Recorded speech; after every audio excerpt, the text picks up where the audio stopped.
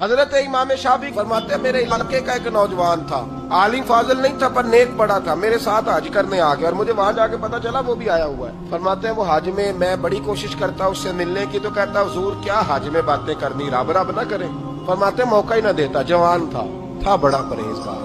فرماتے ہیں وہ جب بھی دعا کے لیے ہاتھ اٹھاتا تو کہتا یا اللہ مجھے قبر میں بھی نماز کی اور قرآن کی توفیق دینا۔ ایک دن وہ حتیم کے پاس بیٹھ کے قرآن پاک پڑھ رہا تھا، میں 2-3 دفعہ گزرا تو پڑھ ہی رہا تھا، میں نے کہا آج قابو آ گیا ہے۔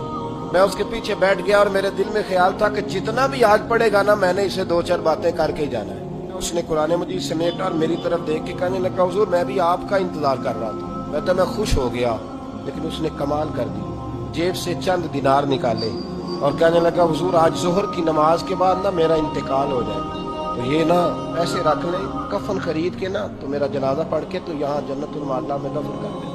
امام صاحب کہتے ہیں میں اگلے لفظ کہنے لگا تھا کہ مجھ پہ سختہ آ گیا، کہنے لگا حضور مہربانی کر دیں کہ آپ میرے علاقے کے۔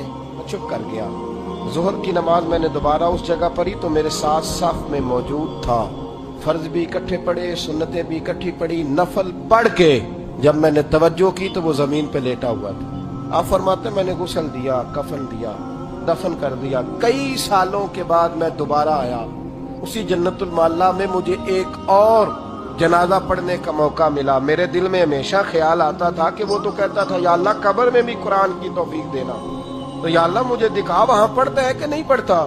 تو امام صاحب فرماتے ہیں وہ میرے دل میں بات تھی، اللہ نے موقع دیا، میں دوبارہ جنازے میں گیا تو جو قبر کھودی گئی وہ اس کی قبر کے بالکل ساتھ تھی۔ اچانک میری نظر پڑی تو قبر کی دیوار گر گئی، لوگ پریشان ہو گئے، کہنے لگے آپ عالم اب آپ بتائیں کیا کرنا ہے۔ تو کہتا ہے میں نے جھانک کے ذرا آگے دیکھا تو اندر بیٹھ کے قرآن پاک پڑھ رہا تھا، تو میری طرف دیکھ کے کہنے لگا السلام علیکم امام صاحب، یہ دیوار شیوار کوئی نہیں گری، یہ اللہ نے آپ کی دعا قبول کر لی ہے۔